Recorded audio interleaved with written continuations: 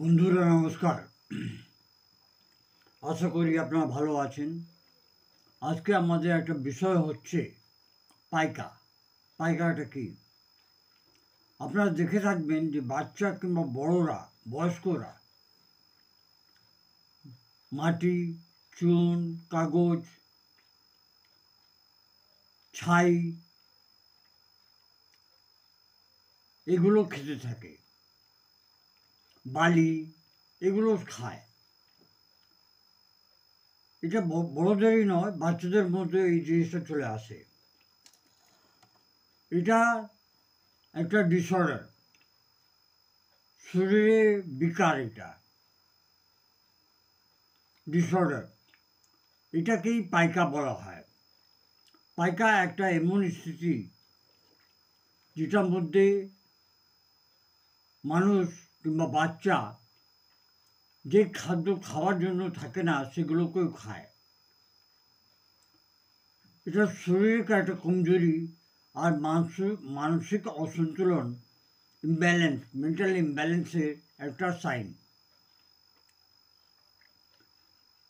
যেরকম আয়রন আর জিঙ্ক যদি কমে যায়, অ্যানিমিয়া, এরকম বাচ্চারা মধ্যে এই জিনিসটা হতে পারে। মহিলাদের মধ্যেও এটা হতে পারে। ম্যাল নিউট্রিশন মানে কুপোষণ, খাওয়ার ওষুধে খিদে পায়, খাওয়া পায় না ঠিকভাবে, শরীরের মধ্যে যে জরুরি পোষণগুলো আছে সেই পোষক তত্ত্বগুলো যায় না। মানসিক এবং ভাবনাত্মক টেনশন, বাচ্চাদের ভালো না বাসা, বাচ্চাদের কেয়ার না করা, এরকম একটা সমস্যা হলেও হ্যাবিটটা জমে যায়। গর্ভাবস্থায়, প্রেগনেন্সিতে কিছু কিছু মহিলাদের মধ্যে মাটি কিংবা চুন খাওয়ার তীব্র ইচ্ছে থাকে। এই কারণেও যে বাচ্চাগুলো হয় তাদের মধ্যে এই হ্যাবিটটা চলে আসে। অটিস্টিক বাচ্চাগুলো, যার মধ্যে সাইকোলজিক্যাল ডিসঅর্ডার থাকে, মানসিক বিকার থাকে, মানসিক রোগ থাকে, সেই বাচ্চাগুলোর মধ্যে এগুলো দেখা যায়। এছাড়া আসল লক্ষণটা দেখি আমরা। লক্ষণ, পাইকার মুখ্য লক্ষ্য হচ্ছে মাটি, চক, সাবান, চুল, কাপড় এরকম জিনিসকে বারবার খাওয়া। জিভ দাঁতের উপরে নোংরা থাকে, সাদা কিংবা কালো একটা লেয়ার জমে যায়। পাচন শক্তি খুবই খারাপ থাকে, হজম হয় না, খিদে পায় না, রক্তের অভাব, কমজোরি আর চক্কর, বড়দের মধ্যে বাচ্চাদের মধ্যে।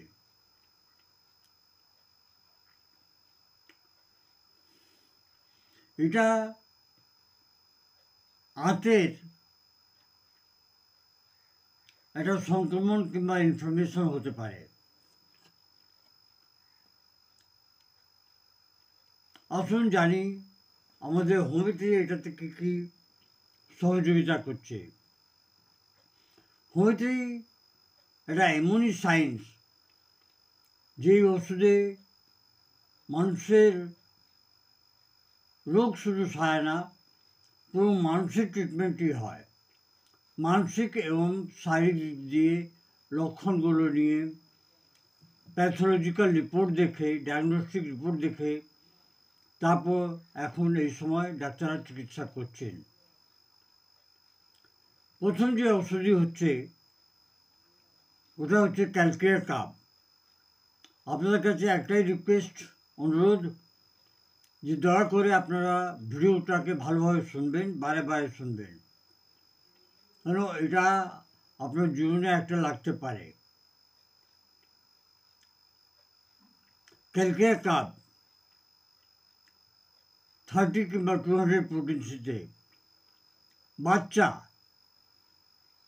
যাদের মাটি, ডিম, চুন খাওয়ার ইচ্ছে থাকে, তারা একটু মোটে হয়, থুলথুলে হয়, সুস্থ হ্যাবিট থাকে, ক্যারেক্টারটা লেজি থাকে, এরকম বাচ্চাদের ক্যালকের কাপ ওষুধই খুব ভালো কাজ করে। সেকেন্ড ওষুধই হচ্ছে অ্যালুমিনা 30। যে মানুষ কিংবা বাচ্চা মাটি, চক কিংবা কাগজও খেয়ে নিচ্ছে, বেশিরভাগ দেখা যায় যে এরকম মানুষের কনস্টিপেশন থাকে, পেট পরিষ্কার হয় না। এদের জন্য অ্যালুমিনা ওষুধই 30 দেবেন, খুব ভালো কাজ করবে। সাইলিসিয়া একটা এমনই ওষুধই যে মানুষ আর বাচ্চা বারে বারে মাটি খায় আর শরীর প্রচণ্ড কমজোর হয়ে যায়, তাদের জন্য সাইলিসিয়া ওষুধই খুব ভালো কাজ করে। 30 দেবেন, খুব ভালো কাজ করবে। সিনা বাচ্চাদের যার মধ্যে কৃমি থাকে, যারা নাক খুঁজায়,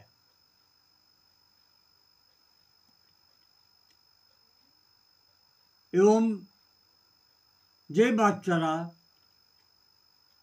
রেকটাম খুঁজায়, এর জন্য দুটো আলাদা আলাদা ওষুধ। যারা নাক খুঁজায় তাদের জন্য সিনা, আর যারা রেকটাম খুঁজায়, এনাস খুঁজায়, তাদের জন্য টুক্রিয়াম অ্যালোভেরাম। টুক্রিয়াম ওষুধই খুব ভালো কাজ করে। সিনা পেটের মধ্যে কৃমি থাকলে, তাদের যদি হ্যাবিট থাকে মাটি খাওয়া, চক খাওয়া, তাদেরকে আপনারা সিনা আর টুক্রিয়াম দিতে পারেন। নেক্সট ভূমিকা,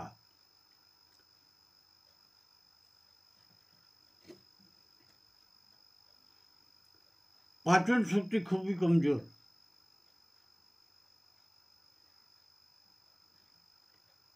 এরকম বাচ্চাদেরকে আপনারা নেক্সট ভূমিকা দিতে পারেন। বাচ্চারা খুব কাঁদে, খুব চেঁচায়, জিদ্দি হয়, এই ধরনের সমস্যা যদি থাকে আপনার বাচ্চাদেরকে নেক্সট ভূমিকা 30 দিতে পারেন। ওষুধের সঠিক পোটেন্সি এবং কীভাবে খাওয়াতে হবে এটা আপনাদেরকে একমাত্র ডাক্তাররা বলতে পারবেন। যদি এই ধরনের কোনো সমস্যা থাকে তাহলে আপনারা আপনাদের কাছাকাছি হোমিওপ্যাথিক ডাক্তারকে গিয়ে সম্পর্ক করুন, তাদেরকে টোটাল ডিসক্রিপশান দিন। কারণ যে হোমিওপ্যাথিক ওষুধ মানসিক এবং শারীরিক লক্ষণকে দেখে দেওয়া যায়, শুধু রোগের নামে দিলে হবে না, হয় না। এটা আমার কথা না, এটা হোমিওপ্যাথির জন্মদাতাই বলে গেছেন। আজকের জন্য এতই। আশা করি আপনারা ভিডিওটাকে লাইক করবেন এবং শেয়ার করবেন, বেশি থেকে বেশি শেয়ার করুন, যাদের বাড়িতে বাচ্চা আছে তারা জানতে পারুক। নমস্কার। Long live homeopathy, long live Hahnemann.